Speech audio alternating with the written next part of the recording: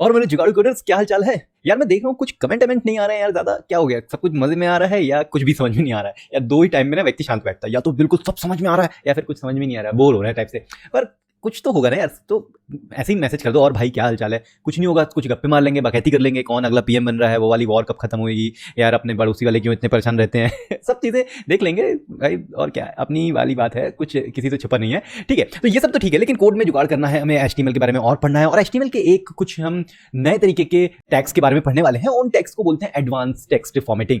लेकिन मेरे हिसाब से ना ये बोरिंग है, थोड़े से अजीब व गरीब हैं, ज़्यादा इनके पास पैसा नहीं है टैग्स के पास। तो ये जो है, ये टैग्स आपको मदद करेंगे यस एसईओ में, प्लस स्क्रीन रीडिंग में, प्लस आपके पेज को बहुत ही अच्छे तरीके से डिवाइड करने में डिफरेंट सेक्शंस के लिए। क्योंकि एचटीएमएल के एडवांस टैग्स हैं ये टैक्स नहीं है। टैक्स तो हम देते हैं अपनी सैलरी का बहुत सारा पार्ट सरकार को देते हैं टैक्स, हम बात कर रहे हैं टैग्स की। तो चलिए एचटीएमएल के टैग्स के बारे में देखते हैं, जो कि थोड़े से वियर्ड हैं।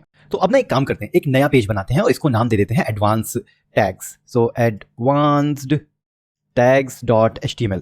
लेकिन इस होम पेज में जो हमारा इंडेक्स वाला पेज है, इसमें मैं एक एंकर टैग बनाता हूं और इसको लिखता हूं एडवांस्ड टैग्स, और इसी में मैं सेम वेबसाइट का लिंक डालूंगा। तो मैं बोल दूंगा भैया मुझे एडवांस टैग्स.html वाले पेज के अंदर जाना है, ठीक है। तो ये देखो, ये एडवांस टैग्स आ गया। इसको जैसे ही क्लिक करता हूं तो ये ब्लैंक पेज आ गया, और जो पेज है ये वाला, और मुझे पता है कि मुझे ये इस तरीके से HTML का पूरा स्ट्रक्चर बनाना है। और यहाँ पे मैं पहले H1 डाल दूंगा, एडवांस्ड टैग्स, और जैसे सेव करता हूं तो ये यहाँ दिखना चाहिए था, बस दिख नहीं रहा है, कुछ तो गड़बड़ हो गई है। ओके सर, आई थिंक ये नहीं हुआ क्योंकि हमारा लाइव रीलोड बंद हो गया था, क्योंकि इसमें हेड वगैरह नहीं थे, है ना, इसलिए। तो हम इसको वापस आ जाते हैं, फोब्स भी बंद करते हैं, यस। तो अब इसमें हम अगर इंडेक्स में जाते हैं तो हमारा ये आता है, एडवांस टैग्स में क्लिक करते हैं तो यहाँ पहुंच जाते हैं। ग्रेट। नाउ एडवांस टैग्स में पहला टैग है विच इज, याद है हमने ऑर्डर्ड लिस्ट पढ़ा था, अनऑर्डर्ड लिस्ट पढ़ा था, लेकिन क्या आपने डिस्क्रिप्शन लिस्ट पढ़ा है? हाँ भाई, एक डिस्क्रिप्शन लिस्ट नाम की भी चीज होती है, जिसको हम रिप्रेजेंट करते हैं DL से। नाउ ये DL है डिस्क्रिप्शन लिस्ट। ये क्यों यूज करते हैं? याद है कि हम जब UL या OL एडवांस्ड ऑर्डर्ड लिस्ट या अनऑर्डर्ड लिस्ट पढ़ रहे थे, तो हम सिर्फ एक नाम दे रहे थे, हो क्या हो अगर उस नाम का हमें डिस्क्रिप्शन भी लिखना है। तो डिस्क्रिप्शन टाइटल हम लिखते हैं और उसमें हम बोलते हैं कि YouTube। लेकिन YouTube है क्या? तो डिस्क्रिप्शन का डेटा, ठीक है, DD। तो हम यहां पे लिख सकते हैं video hosting and streaming platform. Okay, तो ये इस तरीके से आ जाता है। ये अपने आप देखो, इसने थोड़ी सी स्टाइलिंग कर दी भाई, ये मेन टाइटल है और ये उसका डिस्क्रिप्शन है। अगेन, ये क्यों यूज करते हैं? क्या हम अनऑर्डर्ड लिस्ट या ऑर्डर्ड लिस्ट नहीं कर सकते? बोला ना, सब कुछ कर सकते हो। पूरी वेबसाइट तुम सिर्फ एक टैग से बना सकते हो HTML के, विच इज कोई सा भी, किसी भी टैग को यूज कर लो, P टैग से पूरी वेबसाइट बना सकते हो। लेकिन क्या होता है, अलग अलग टैग भाई किसी काम के लिए नहीं दिए होंगे, इतने बड़े साइंटिस्ट लोग लगे हैं, दिमाग लगाते हैं, कुछ टैग्स बनाते हैं, तो कुछ ना कुछ तो रीजन होगा। तो इसके पीछे रीजन ये है कि अगेन, ये हमारे जो स्क्रीन रीडर्स होते हैं प्लस जो हमारा ब्राउजर होता है, उसको हमारे पेज का स्ट्रक्चर समझने में आसानी हो जाती है। और जितनी हम आसान कर देंगे दूसरों के लिए दुनिया, उतना ही हमारा जो भी कंटेंट है वो उतना ज्यादा शेयर होगा, उतना ज्यादा ईजी हो जाएगा लोगों के लिए। और उसी के लिए तो हम ये सब काम करते हैं भाई, ठीक है। तो ये हमने बना दिया डिस्क्रिप्शन। लेकिन डिस्क्रिप्शन का डेटा एक से ज्यादा भी हो सकता है। सो इसमें लिखते हैं people can create new channels. Good. तो ये देखो, दो डिस्क्रिप्शन आ गए। ये दोनों डिफरेंट डिस्क्रिप्शन है, लेकिन किस एक ही particular tag, you can say एक ही पर्टिकुलर टाइटल के लिए है। डिस्क्रिप्शन टाइटल के लिए है। तो इस पे हवर करोगे ना, तो ये MDN की वेबसाइट का पूरा लिंक भी दे देता है। तो यहाँ पे क्लिक करोगे तो ये लिंक खुल जाएगा। देखो यहाँ पे ये लिंक खुल गया, इसके बारे में भी पूरा बता देगा। तो ये HTML के DL टैग है, डिस्क्रिप्शन टर्म एलिमेंट कहलाता है। मैं इसको टाइटल बोल रहा था, ठीक है, कोई नहीं, टाइटल ले लेंगे भाई अब ये है description element for defining value part, whatever it is. भाई पढ़ लेना, इतना डिटेल में मैं जाने वाला नहीं, मैं शॉर्ट में आपको बता दे रहा हूँ क्या क्या चीजें और होती हैं। तो ये पहला था एडवांस टैग्स में, जिसको बोलते हैं हम, कौन सा है? ये है हमारा डिस्क्रिप्शन लिस्ट। सो इसको मैं H2 नाम दे देता हूं, डिस्क्रिप्शन लिस्ट। अब थोड़ा सा हम स्ट्रक्चर्ड वे में काम कर रहे हैं, क्योंकि हमें पता है ना यार कैसे HTML में लिखा जाता है। चलो बात करते हैं ब्लॉक कोड की। अब ये ब्लॉक कोड क्या बोला है भाई? सो ब्लॉक कोड एक HTML का टैग है, जिसको यूज करके हम एक कोटेशन वाला पार्ट कर सकते हैं। मान लो यहाँ पे हमने एक P टैग लगाया, हियर इज ब्लॉक कोड। अब ये ब्लॉक कोड हमें टेक्स्ट लिखना है, टैग नहीं यूज करना भाई। तो अब यहाँ पे लिख देते हैं अपना टाइम आएगा and ding ding like that.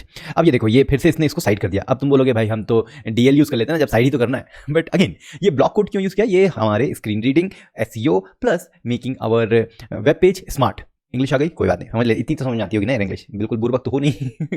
Okay ठीक है, तो ये ब्लॉक कोड लिखने का ये तरीका है जिससे कि हमें पता लग जाता है हमारे ब्राउजर को कि यार इस तरीके से हम यहाँ पे ब्लॉक कोड लिखने वाले हैं। एक और फायदा है अलग अलग तरह के टैग्स डिफरेंट यूज करने का, कि अब मान लो तुम्हारे पास 50 ब्लॉक कोड लिखे हैं, अब अगर तुम यहाँ पे डीएल ही यूज करोगे तो जब सीएसएस से स्टाइलिंग की बारी आएगी तो तुम्हें फिर बताना पड़ेगा यार ये सीएसएस में जो कुछ 50 जगह डीएल यूज किया जा रहा है ना वो हमारे कोड है, और कुछ 10 जगह जो यूज किया जा रहा है वो जस्ट डिस्क्रिप्शन लिस्ट है। तो उससे अच्छा जहां पे कोई ब्लॉक कोड यूज हो रहा है तो ब्लॉक कोड ही यूज कर लो ना, टैग यूज कर लो ना। इससे जब भी सीएसएस में सिर्फ और सिर्फ ब्लॉक कोड को तुम्हें कुछ स्टाइलिंग करनी है, डायरेक्टली तुम ये कोड को ही पॉइंट आउट करोगे सीएसएस में, और कोई टैग्स को सीएसएस में पॉइंट आउट नहीं करोगे, बाकी वैसा का वैसे ही रहेगा।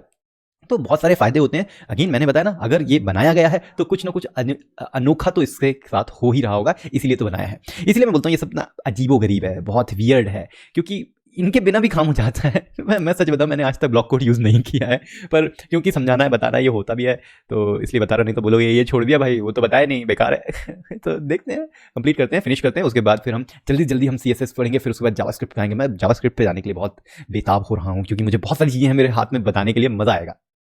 इसी तरीके से एक और होता है जिसको बोलते हैं एब्रीविएशन। एब्रीविएशन तो पता ही है, किसी का शॉर्ट फॉर्म, जैसे HTML hyper text markup language, WHO world health organisation. तो अगर हम ABBR यूज कर रहे हैं और यहाँ पे हम इसमें लिख देते हैं, यहाँ पे भाई WHO है ये, और इस WHO का फुल फॉर्म हमें यहाँ लिख देंगे, तो वर्ल्ड हेल्थ ऑर्गेनाइजेशन। ओके, तो ये क्या हुआ, अब इस पे जैसे मैं हवर करूंगा तो ये WHO की डिफिनीशन दे दी इसने, वर्ल्ड हेल्थ ऑर्गेनाइजेशन। अब अगेन तुम बोलोगे भाई एक काम करो ना, P टैग यूज कर लो, उसमें टाइटल डाल दो। कर सकते हैं, बिल्कुल कर सकते हैं, फिर से वही बताऊंगा, वही अपने जो भाई लोग हैं सर्च इंजन वाले, और वही अपना ब्राउजर है, और वही अपना जो स्टाइलिंग सेक्शन है, सारी चीजें आ जाती हैं घूम फिर के इन्हीं 3 चीजों पे।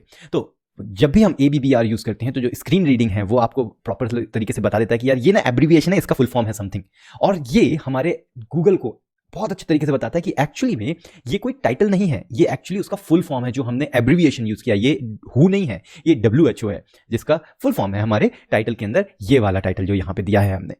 तो इस तरीके से हम हर टैग्स के बारे में बहुत अच्छे से जानकारी ले सकते हैं। एक और टैग होता है एड्रेस का। अब क्या हो रहा है, एड्रेस मैंने डाल दिया भाई, I am from Indore India. अब ये जो है ये एड्रेस आ गया, देखो एड्रेस को इसने थोड़ा सा स्टाइलिंग कर दिया, क्यों, क्योंकि एड्रेस हमेशा थोड़े से एम्फेसाइज्ड होना चाहिए, उस पर थोड़ा सा फोकस होना चाहिए। और एक चीज़ और कि अगर हम गूगल को ये बताने बैठ जाएंगे कि भैया कहाँ पे हमारा एड्रेस है, तो भाई गूगल परेशान हो जाएगा और हम भी परेशान हो जाएंगे। उससे अच्छा ये टैग यूज़ कर लेते हैं। गूगल को तो पता ही है कि भैया अगर हमें किसी भी वेबसाइट का एड्रेस ढूंढना है तो मैं एड्रेस टैग के पास जाऊँगा, लेकिन अगर तुमने एड्रेस टैग यूज़ किया ही नहीं और यहाँ पे तुमने आई टैग यूज़ कर लिया, तो यहाँ पे हुआ ये कि देखने में तो कुछ डिफरेंस नहीं आया, देखने में बिल्कुल एग्जैक्टली वैसा है जैसा पहले था, लेकिन गूगल को समझ में नहीं आया कि भाई ये तुम किसी चीज़ की बात कर रहे हो या रियल में तुम्हारे वेबसाइट का ही एड्रेस है ये। अब जो मैं चीज़ बताने वाला हूँ इसको सुनने के बाद वीडियो बंद मत कर देना, बोलना मत कि यार सार्थक भाई ना यार स्कूल की याद दिला दिए, ये पढ़ाई वढ़ाई की करना ही नहीं है, अपने को तो कुछ सीखना है। तो अभी थोड़ा सा पेशेंस रखना, अभी बंद मत कर देना, मैं डर रहा हूँ यार सुन लोग बंद कर दोगे। तो सब स्क्रिप्ट और सुपर स्क्रिप्ट ये पढ़ते हैं। तो अब बताओ शुगर का जो है केमिकल फॉर्मूला क्या होता है, C12H22O11। यस, ये होता है हमारे शुगर और सुक्रोज का केमिकल फॉर्मूला। इतनी तो पढ़ी थी यार मैंने, केमिस्ट्री बहुत बढ़िया है और पढ़ाई भी है बहुत सारी, फिजिक्स का मैं टीचर रहा हूँ, तो ये सब चीज़ें याद हैं। लेकिन हम ये C12 कैसे लिखेंगे यार, C12 मैंने अगर लिख दिया तो ये तो सीधे सीधे C और 12 आ गया। नहीं, मुझे तो ये C और 12 को ना नीचे डालना है, सब स्क्रिप्ट में डालना है। तो कुछ नहीं, सब नाम का एक टैग होता है, उस सब नाम के टैग को यूज कर लो और 12 को यहाँ डाल दो और यहाँ से स्पेस हटा दो, तो ये देखो C12 आ गया। अब देखो C12H22, सो H22 22 और O11, सो 11, सो C12H22O11 हमारा बन गया क्या, शुगर का formula, chemical formula for sugar, and ये ऐसा बूम, ये देखो C12H22O11 ये हमारा हो गया शुगर का फॉर्मूला और सबस्क्रिप्ट। इसी तरीके से सुपर स्क्रिप्ट भी होता है। मान लो तुम्हें लिखना है टुडे इज 12th दिसंबर, लेकिन ये आज की डेट नहीं है, मैं कंफ्यूज कर रहा हूँ तुम लोगों को। अब ये करना है तो मैंने ऐसा लिखा तो ये 12th तो ऐसे ही आ गया भाई, इस तरीके से। ये तो नहीं करना था मुझे, तो इसको मैं एक्चुअली पी टैग में यूज़ करता हूँ। अरे भाई साहब पी टैग बना दो, इस पूरे को भी पी टैग बना दो और इसको ना एक काम करो कि H5 कर दो, तो ये भी H5 हो जाएगा। ग्रेट। तो अब क्या हुआ, यहाँ पे हमने 12 को हमें ऊपर लिखना है, तो सब स्क्रिप्ट हो चुका था, अब सुपर बनाएंगे। सब सुप SUP सुपर स्क्रिप्ट। तो ये बन गया 12 दिसंबर। अब ये चीज़ बहुत ही ज़्यादा इंटरेस्टिंग हो जाती है डिस्प्ले के टाइम में। अभी यहाँ पे SEO वाली थोड़ी सी बात कम हो गई, ये सबस्क्रिप्ट और सुपर स्क्रिप्ट हमारे रीडिंग एबिलिटी को बढ़ा देते हैं, हमारा जो दिखने का तरीका है टेक्स्ट का वो चेंज हो जाता है, जो कि बहुत ही माइंड ब्लोइंग है। ये मुझे बहुत पसंद है। चलो फटाफट एक और समझते हैं और फिर इस वीडियो से हम छुट्टी करेंगे। घंटी बज जाएगी इस वीडियो की और फिर हम आगे बढ़ जाएंगे। तो H5 एक और टाइटल बनाते हैं और इस बार हम बात करेंगे कोड डिस्प्ले की। अब ये जो चीज़ है ये भी अगेन बात आ जाती है विजुअल की, डिस्प्ले डिजाइनिंग की। SEO से लेना देना नहीं है, ऑल्दो है लेना देना है पर उतना नहीं है लेना देना, क्योंकि ये डिस्प्ले वाली बात जाती है। अब मान लो तुम्हें अपनी वेबसाइट में कुछ कोड दिखाना है। तुमने देखा होगा अलग अलग तरह की वेबसाइट होती है, जैसे geek for Geeks website, geek for geek website है। अब इसके अंदर अगर जाते हैं तो कहीं पे भी हम गए तो उसके अंदर तुम्हें कोड मिल जाएगा लिखा हुआ, जो कि अभी नहीं दिख रहा है। तो मैं इसको geek for geek Java script कर देता हूँ। तो यहाँ जाता हूँ तो अरे भाई इन लोग ना मतलब मुझे परेशान करके रखेंगे कोड ही नहीं दिख रहा। ये रहा कोड मिल गया। तो ये देखो ये कोड लिखा है। अगर मैं इसको इंस्पेक्ट करके चेक करूंगा ना तो तुम्हें दिखेगा कि यहाँ पे इनने कोड नाम का जो है टैग यूज किया है, और ये टैग को यूज करने की वजह से हमारा कोड की तरह दिखने लगता है। तो अब चलो यहाँ पे हम कोड यूज करते हैं और हम यहाँ बोल देते हैं जावास्क्रिप्ट कर रहे हैं तो console.log और हम बोल देंगे हेलो वर्ल्ड। अब console.log क्या है जावास्क्रिप्ट के बारे में हम पढ़ेंगे तो समझ जाएंगे, पर अभी इतना समझ लो कि ये देखो कुछ अलग ही स्टाइलिंग हो गई इसकी, है ना। अब ये जो है कोड हमने यूज कर लिया, इसलिए इस तरह का डिजाइनिंग में आ गया है और इससे हमें पता लग जाएगा कि ये कोड है। इसको स्टाइलिंग कर सकते हैं, कोड के स्टाइल में तुम जो प्रॉपर थीम होती है वो दे सकते हो, और इसके साथ साथ तुम क्या कर सकते हो, इस SEO को भी बता सकते हो कि यहाँ पे हम कोड की बारे में बात कर रहे हैं। तो जब भी तुम कोड सर्च करोगे और तुम्हारी वेबसाइट का अगर इंडेक्सिंग है SEO के पास तो वो डायरेक्टली ये पार्ट दिखा देगा जो भी व्यक्ति सर्च कर रहा है। तो ये सारी चीज़ें जो है मज़ेदार होती हैं। अब मैंने मान लो इस तरीके से लिख दिया तो ये देखो ये आ गया ऐसा।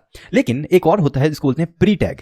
अब ये प्री टैग के अंदर हम जैसे ही ये कोड को डाल देते हैं तो देखो जैसे ही मैंने डाला तो इसने क्या किया, ये जो व्हाइट स्पेस है ना, जो भी व्हाइट स्पेस या स्पेसिंग हमने दी उसको भी कंसीडर कर लिया। जब हम प्री टैग नहीं यूज कर रहे थे तो देखो एक ही लाइन में सब हो गया था, व्हाइट स्पेस वगैरह सब भगा दिया था इसने, दौड़ लगा दिया भगो निकलो यहाँ से। लेकिन जैसे पी टैग को यूज किया तो ये हमारा काम कर गया। अब मैं इसको थोड़ा सा अगर पीछे कर देता हूँ तो ये देखो प्रॉपर एक ही टैब का स्पेस है जो कि यहाँ पे जितना है, और दोनों अलग अलग लाइन में है। तो यस दोनों अलग अलग लाइन में है। तो ये फायदा होता है भाई साहब एडवांस्ड टैग का HTML के अंदर। अभी तो ना यार ये जुगाड़ जो है बहुत ही शानदार है, और अपना टाइम तो आ ही गया, जो कि मैंने यहाँ कहीं लिखा था। ये अपना टाइम आएगा नहीं, अपना टाइम आ गया, क्योंकि हमें HTML के ये वाले टैग्स के बारे में जानकारी हो गई और अब तो मजा आने वाला है 100%, क्योंकि यहाँ पे कोड में होगा जुगाड़ और आपको देखते रहना है कोड जुगाड़।